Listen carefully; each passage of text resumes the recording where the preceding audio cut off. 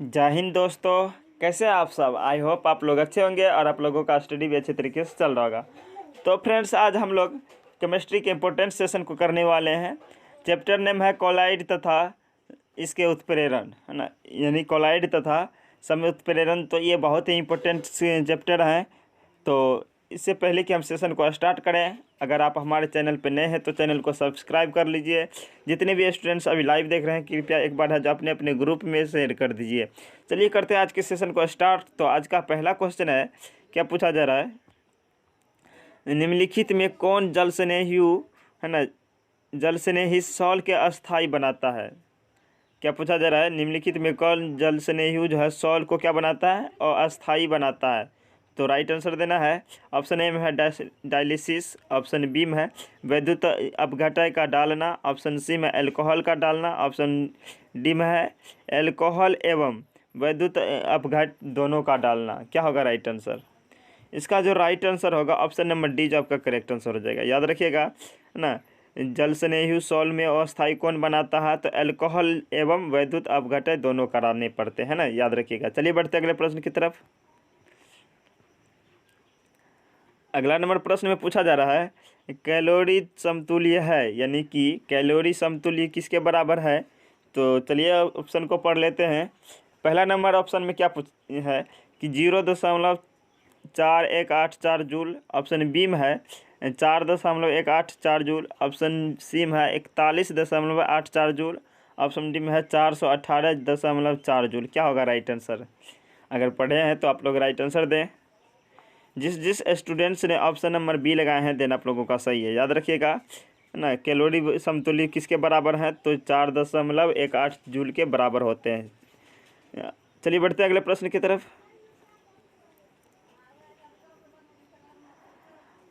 अगला number question है कि निम्नलिखित में, अच्छा से क्वेश्चन को पढ़ना है। क्या पूछा जा रहा है कि निम्नलिखित वैद्युत अपघटयों में फेरिक हाइड्रोक्साइड सॉल्ट के संसाधन करने हेतु प्रभावी है। बहुत ही इंपॉर्टेंट क्वेश्चन है, तो राइट आंसर दें। ऐसे ही क्वेश्चन जो है आप लोगों के एग्जाम में पूछे जाते हैं, तो राइट आंसर देना सभी स्टूडेंट्स को। क्या पूछा जा रहा है, निम्नलिखित वैद्युत अपघटयों में फेरिक हाइड्रोक्साइड सॉल्ट किसके लिए पूछा जा रहा है? तो फेरिक हाइड्रोक्साइड के लिए पूछा जा रहा है ना, संसाधन करने हेतु तो सबसे प्रभावी है। तो क्या होगा राइट आंसर? K2FeN6 होगा, या K2CrO4 होगा, या पोटेशियम ब्रोमाइड होगा, या क्या होगा राइट आंसर? सभी स्टूडेंट राइट आंसर दे। क्या होगा राइट आंसर? सभी स्टूडेंट को राइट आंसर करना है। ऑप्शन क्वेश्चन नंबर 3 का राइट आंसर दे आप लोग। इसका जो राइट आंसर होगा ऑप्शन नंबर सी, यानी कि पोटेशियम ब्रोमाइड, है ना। याद रखिएगा, फेरिक हाइड्रोक्साइड सॉल्ट को संस्करण में कौन सबसे ज़्यादा प्रभावी है? तो यह है पोटेशियम ब्रोमाइड। याद रखिएगा। एक क्वेश्चन है पूछा जाता है ना, K2CrO4 यह जो सूत्र है किसका सूत्र है? Potassium cupric potassium cupric tetraoxide. याद रखिएगा, है ना, पोटेशियम क्यूप्रिक टेट्राऑक्साइड। और ये जो है पोटेशियम सल्फाइड टेट्राऑक्साइड का। चलिए बढ़ते अगले प्रश्न की तरफ।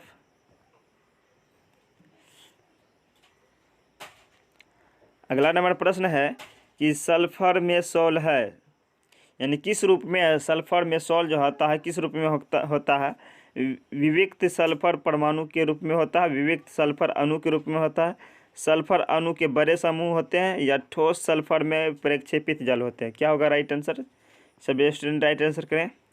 पूछा जा रहा है सल्फर में सॉल्ट होते हैं, या इसका जो राइट आंसर होगा ऑप्शन नंबर सी जो आपका करेक्ट आंसर हो जाएगा। याद रखिएगा, सल्फर में सॉल्ट जो होते हैं ना, सॉल्ट में जो होता है सल्फर जो होता है सल्फर अणु के बड़े समूह के रूप में होता है।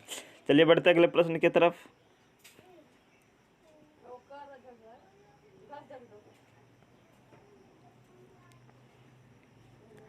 अगला नंबर प्रश्न में पूछा जा रहा है, कोलाइड कणों का आकार है। सभी स्टूडेंट को राइट आंसर देना है। क्या पूछा जा रहा है, कोलाइड कणों का आकार कितना होता है? ऑप्शन ए में है 1 से 10 एंगस्ट्रॉम के बीच, या ऑप्शन बी में है 20 से 50 एंगस्ट्रॉम के बीच, ऑप्शन सी में है 10 से 1000 एंगस्ट्रॉम के बीच। ऑप्शन डी में है 1 से 280 एंगस्ट्रॉम के बीच। क्या होगा राइट आंसर? अभी स्टूडेंट राइट आंसर दें। इसका जो राइट आंसर होगा ऑप्शन नंबर ए सी जो आपका करेक्ट आंसर हो जाए। याद रखिएगा कोलाइड कणों का आकार कितना होता है? 10 से लेकर जो ना 10 से लेकर 1000 एंगस्ट्रॉम के बीच होता है। याद रखिएगा। चलिए बढ़ते अगले प्रश्न की तरफ। आई होप आप लोगों को सभी क्वेश्चन आंसर समझ में आए होंगे। चलिए अगले प्रश्न नंबर का यानी कि क्वेश्चन नंबर 7 का जो है राइट आंसर दीजिए आप लोग। क्या पूछा जा रहा है? 10 मोल स्वर्णम सोल में 10% ml जो है ना 10% ml जो है NaCl यानी सोडियम क्लोराइड के मिलाने से है ना पूर्व जो है 0.024 जो है स्टार्च मिलाया जाता है, जिससे स्कंदन बंद हो गया। सॉल की स्वर्णम संख्या क्या होगी? सभी स्टूडेंट राइट आंसर दे। सबसे पहले तो क्वेश्चन को अच्छी तरीके से समझ लीजिए। क्या पूछा जा रहा है?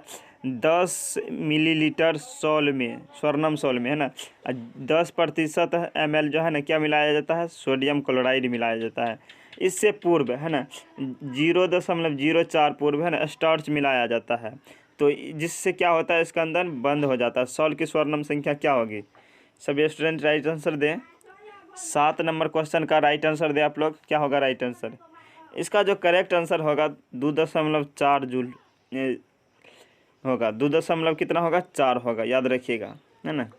10 ml स्वर्णम सॉल में 10% NaCl मिलाने से पहले 0.0424 जूल क्या मिलाया जाता है? स्टार्च मिलाया जाता है।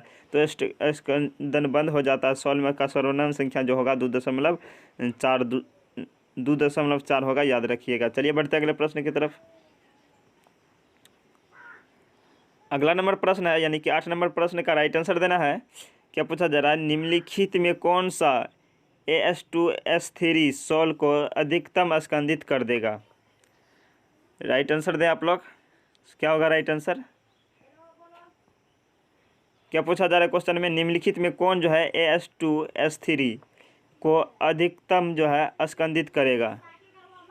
8 नंबर प्रश्न का राइट आंसर देना है। इसका जो ऑप्शन ए में है PO4 का आयन, ऑप्शन बी में है SO2 का आयन, ऑप्शन सी में है एल्युमिनियम का आयन, ऑप्शन डी में है सोडियम का आयन। क्या होगा राइट आंसर? सभी स्टूडेंट राइट आंसर दें। इसका जो राइट आंसर होगा ऑप्शन नंबर सी जो आपका करेक्ट आंसर है। याद रखिए निम्नलिखित में से कौन सा जो है AS2 अधिकतम अनुसंधान करेगा? AS2S3 का जो है कौन सा स्कंदन करेगा सबसे ज़्यादा? तो वह है एल्युमिनियम के आयन है। याद रखिएगा है ना, प्लस आयन है, धन आयन है। चलिए बढ़ते अगले प्रश्न की तरफ। अगला नंबर प्रश्न है लार सलाइवा में उपस्थित एंजाइम है। क्या पूछा जा रहा है कि ये देखिए बायोलॉजी से रिलेटेड क्वेश्चन है ना, लेकिन ये केमिस्ट्री में पूछा गया है। तो राइट आंसर दें आप लोग। क्या होगा? क्या पूछा जा रहा है? लार यानी सलाइवा जिसको इंग्लिश में बोलते हैं में उपस्थित एंजाइम है। लाइपेज है, ट्रिप्सिन है, या टाइलिन है, या इंसुलिन है। क्या होगा राइट आंसर? लार में कौन सा एंजाइम उपस्थित होता है? इसका जो करेक्ट आंसर होगा ऑप्शन नंबर सी जो आपका करेक्ट आंसर हो जाएगा। याद रखिएगा लार में कौन सा एंजाइम उपस्थित होता है? यह टाइलिन एंजाइम जो है उपस्थित होता है। चलिए बढ़ते अगले प्रश्न की तरफ। तो 10 नंबर प्रश्न का राइट आंसर देना है यानी 10 नंबर क्वेश्चन का राइट आंसर दे आप लोग। क्या होगा? बहुत ही अच्छा क्वेश्चन है। क्या पूछा जा रहा है? ग्लूकोज का एथेनॉल में परिवर्तन होता है यानी किसके द्वारा जो है ग्लूकोज को एथेनॉल में परिवर्तित होता है? सभी स्टूडेंट राइट आंसर दें। क्या पूछा जा रहा है? ग्लूकोज का जो है एथेनॉल में परिवर्तन होता है यानी किसके द्वारा होता है? ऑप्शन नंबर ए में है इन्वर्टेज द्वारा, ऑप्शन बी में माल्टेज द्वारा, ऑप्शन सी में जैमेज, या ऑप्शन डी में डास्टेज द्वारा। क्या होगा राइट आंसर? सभी स्टूडेंट राइट आंसर दे। इसका जो राइट आंसर होगा ऑप्शन नंबर डी जो आपका करेक्ट आंसर हो जाएगा। याद रखिएगा ग्लूकोज का जो है ना एथेनॉल में परिवर्तन कौन करता है? डास्टेरेज करता है। याद रखिएगा। बहुत ही अच्छा क्वेश्चन है। चलिए बढ़ते अगले प्रश्न की तरफ। आई होप आप लोगों को समझ में आए होंगे। देखिए अगला प्रश्न देखा जाए। क्या पूछा जा रहा है कि कोलाइड कणों का आकार है? तो राइट आंसर देना है। इससे पहले क्वेश्चन देखे थे कोलाइड कणों के आकार के बारे में, लेकिन वहाँ दिया था एंगस्ट्रॉम में, है ना। वहाँ किस में दिया था? एंगस्ट्रॉम में। और एंगस्ट्रॉम जो होता है कितना होता है आप लोगों को पता होगा? 10 से होता है और 1000 के बीच होता है ना। 10 से कितना होता है? 1000 एंगस्ट्रॉम के बीच होता है। याद रखिएगा। और यहाँ लेकिन पूछा जा रहा है सेंटीमीटर में। सेंटीमीटर में इसका राइट आंसर क्या होगा? 10⁻−2 सेंटीमीटर से 10⁻−3 सेंटीमीटर होगा, या ऑप्शन बी में है 10⁻−3 सेंटीमीटर से 10⁻−5 सेंटीमीटर होगा। ऑप्शन सी में है 10⁻−4 सेंटीमीटर से 10⁻−7 सेंटीमीटर होगा। ऑप्शन डी में है 10⁻−7 से 10⁻9 सेंटीमीटर होगा। क्या होगा राइट आंसर? सभी स्टूडेंट राइट आंसर दें। कॉलाइड कणों का आकार कितना होता है सेंटीमीटर में? 12 नंबर क्वेश्चन का राइट आंसर दें आप लोग, क्या होगा? बहुत ही अच्छा क्वेश्चन है।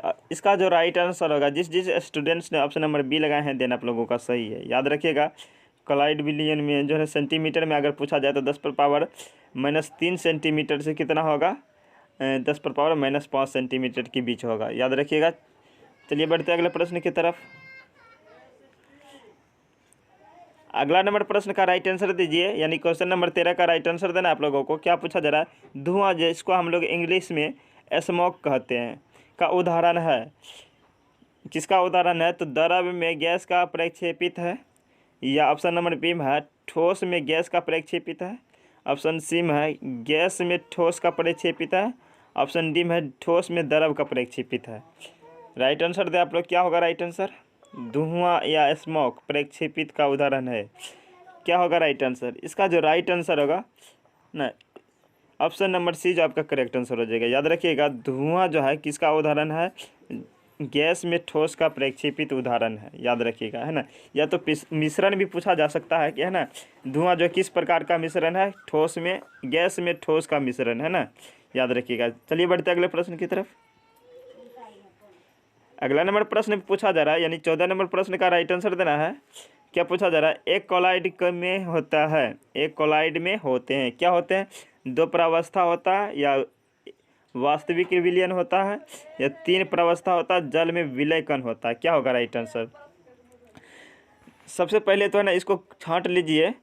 देखिए कॉलाइड विलयन के बारे में आप लोग थोड़ा बहुत भी जानते होंगे, तो राइट आंसर देना है। क्या तो इसका जो देखिए वास्तविक विलयन ये तो होता ही नहीं है ना। जल में विलय कण नहीं होता है। कॉलाइड विलयन में जो होता है ना, जल का कण विलय नहीं होता है। 3 प्रावस्था और 2 प्रावस्था, इसमें से 2 एक राइट आंसर होगा। क्या होगा राइट आंसर? आप लोग बताइए ना। देखिए 3 प्रावस्था भी नहीं होता है। याद रखिएगा 3 प्रावस्था भी नहीं होता, तो इसका जो है ऑप्शन नंबर ए जो आपका करेक्ट आंसर हो जाएगा। याद रखिएगा एक कॉलाइड विलयन में क्या होता है? तो 2 प्रावस्था होता है। चलिए बढ़ते अगले प्रश्न की तरफ।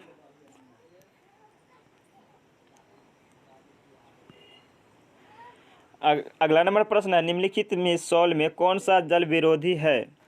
बहुत ही अच्छा क्वेश्चन है, तो राइट आंसर देना है ना। क्या पूछा जा रहा है? निम्नलिखित सॉल्व में कौन सा जल विरोधी यानी हाइड्रोफोबिक है? तो ऑप्शन ए में है जिलेटिन, ऑप्शन बी में है गम, ऑप्शन सी में है स्टार्च, ऑप्शन डी में है सल्फर। क्या होगा राइट आंसर? इसका जो राइट आंसर होगा ऑप्शन नंबर डी जो आपका करेक्ट आंसर हो जाएगा। याद रखिएगा निम्नलिखित में से कौन सा जल विरोधी है, यानी हाइड्रोफोबिक है, तो वह है सल्फर। याद रखिएगा। चलिए बढ़ते अगले प्रश्न की तरफ। 16 नंबर प्रश्न का राइट आंसर दें सभी स्टूडेंट्स। क्या होगा राइट आंसर? 16 नंबर प्रश्न में पूछा जा रहा है कॉलाइड कणों का विद्युत क्षेत्र में प्रभाव उत्पन्न गति जाना जाता है। क्या होगा राइट आंसर? कॉलाइड कणों के विद्युत क्षेत्र में प्रभाव से उत्पन्न गति को जाना जाता है। सबसे पहले तो देख लीजिए क्या पूछा जा रहा है कि कॉलाइड कणों के वैद्युत क्षेत्र के प्रभाव में, है ना, वैद्युत क्षेत्र के प्रभाव से उत्पन्न गति को, है ना। तो ऑप्शन ए है विद्युत प्रासरण्य होगा, ब्राउनी गति होगा, धन कण संचालन होगा, अपवहन होगा। क्या होगा राइट आंसर? इसका जो राइट आंसर होगा जो ऑप्शन नंबर सी जो आपका करेक्ट आंसर हो जाएगा। याद रखिएगा ना, वैद्युत क्षेत्र का कण जो है प्रभाव होता है तो वह धन संचालन कण होगा। अगर वैसे होता है ना, याद रखिए कॉलाइड कण में अगर वैसे गति करता है, यानी कि विद्युत क्षेत्र के बिना गति करता है, तो वह होता है ब्राउनी गति। याद रखिएगा। चलिए बढ़ते अगले प्रश्न की तरफ। अगला नंबर प्रश्न देखा जाए, यानी 17 नंबर क्वेश्चन का राइट आंसर देना है। क्या पूछा जा रहा है कि जब ताज़ा विक्षेपित फेरिक हाइड्रेट तो हाइड्रेट बोल सकते हैं ना, फेरिक हाइड्रेट तनु को HCl यानी कि हाइड्रोक्लोरिक की कुछ बूंदें उपस्थिति में जल के साथ उबालते हैं, तो जलायोजित हाइड्रेट फेरिक हाइड्रोक्साइड सॉल्ट बनाता है। यह विधि क्या कहलाती है? सब राइट आंसर देना है। सबसे पहले तो क्वेश्चन को फिर से अच्छे तरीके से समझ लीजिए। क्या पूछा जा रहा है, जब ताज़ा अवक्षेपित FeOH3 के को तनु HCl की कुछ बूंदे की उपस्थिति में जल के साथ उबालते हैं तो क्या होता है, जल आयोजित हाइड्रेट फेरिक हाइड्रोक्साइड सॉल्ट बनाता है। तो यह विधि है, यानी कौन सी विधि द्वारा बनाता है, इसका राइट आंसर देना है। ऑप्शन ए में है पेप्टिकरण, ऑप्शन बी में अति सूक्ष्म फिल्टर करना, इसका ऑप्शन बी में विलयीकरण, ऑप्शन डी में टिंडल प्रभाव। क्या होगा राइट आंसर है इसका? जो राइट आंसर होगा ऑप्शन नंबर ए जो आपका करेक्ट आंसर हो जाएगा। सभी स्टूडेंट्स से रिक्वेस्ट है, कृपया जो है ना सेशन को छोड़कर भागिएगा नहीं। ये सब सारी क्वेश्चन जो है आपके लेवल का क्वेश्चन है, ये ऐसे ही क्वेश्चन जो है आपके पैरामेडिकल में पूछे जा चुके हैं। तो देखिए आप लोग है ना प्रीवियस क्वेश्चन आंसर को रिलेट करके पढ़िए, है ना, तब जो आपका जो है रिजल्ट बनेगा। तो राइट आंसर, चलिए अगले प्रश्न की तरफ चलते हैं। याद रखिएगा इसका जो राइट आंसर होगा ऑप्शन नंबर ए जो आपका करेक्ट आंसर हो जाएगा। बहुत ही अच्छा क्वेश्चन है, तो याद रखिएगा। चलिए बढ़ते अगले प्रश्न की तरफ। अगला नंबर प्रश्न में पूछा जा रहा है, द्रव स्नेही कोलाइड के अस्थायित्व कण का आकार कारण है। सभी स्टूडेंट राइट आंसर दें। क्या पूछा रहा है, द्रव स्नेही कोलाइड में अस्थायित्व कण का कारण है, क्या होगा राइट आंसर? इसका जो ऑप्शन ए में है, उनके कणों के आवेश पर, कणों के आवेश के कारण बड़ा आकार, ऑप्शन सी में है कणों का आकार छोटा, यानी ऑप्शन डी में है कणों के विक्षेपण माध्यम की एक परत। क्या होगा राइट आंसर? सभी स्टूडेंट को राइट आंसर करना है। 18 नंबर क्वेश्चन का राइट आंसर दें। क्या होगा राइट आंसर? अच्छा क्वेश्चन है, द्रव स्नेही कोलाइड के अस्थायित्व कण का कारण है। इसका जो राइट आंसर होगा ऑप्शन नंबर डी जो आपका करेक्ट आंसर हो जाएगा। याद रखिएगा द्रव स्नेही कोलाइड के अस्थायित्व का कारण है तो यह उनके कणों पर विक्षेपण माध्यम की परत। याद रखिएगा। चलिए बढ़ते अगले प्रश्न की तरफ। अगला नंबर प्रश्न है कि निम्नलिखित में कौन जल विरोधी विलयन कौन सा है? बहुत ही अच्छा क्वेश्चन है, राइट आंसर दें आप लोग। क्या पूछा जा रहा है, निम्नलिखित में कौन जल विरोधी विलयन है? ऑप्शन ए में है स्टार्च विलयन, ऑप्शन बी में है गोंद विलयन, ऑप्शन सी में है प्रोटीन विलयन, ऑप्शन डी में आर्सेनिक सल्फाइड विलयन। क्या होगा राइट आंसर? 19 नंबर प्रश्न का राइट आंसर दें। बहुत ही अच्छा क्वेश्चन है। स्टार्च विलयन होगा, गोंद होगा, या प्रोटीन होगा, या आर्सेनिक सल्फाइड विलयन होगा? क्या होगा राइट आंसर? इसका जो करेक्ट आंसर होगा ऑप्शन नंबर डी जो आपका करेक्ट आंसर होगा। याद रखिएगा क्या होगा right answer? Option number D जो आपका करेक्ट आंसर हो जाएगा, आर्सेनिक सल्फाइड विलयन। हेलो फ्रेंड्स, यह थे हमारे आज के लास्ट प्रश्न। आई होप आप लोगों को सारी क्वेश्चन आंसर समझ में आए होंगे। आप लोगों से छोटी सी रिक्वेस्ट है, अगर सेशन अच्छा लगा हो तो चैनल को लाइक और सब्सक्राइब कर दीजिए, है ना। और आप लोग है ना जाते जाते है ना प्यारी सी कमेंट्स ज़रूर कर दीजिएगा, सेशन अच्छा लगा या नहीं।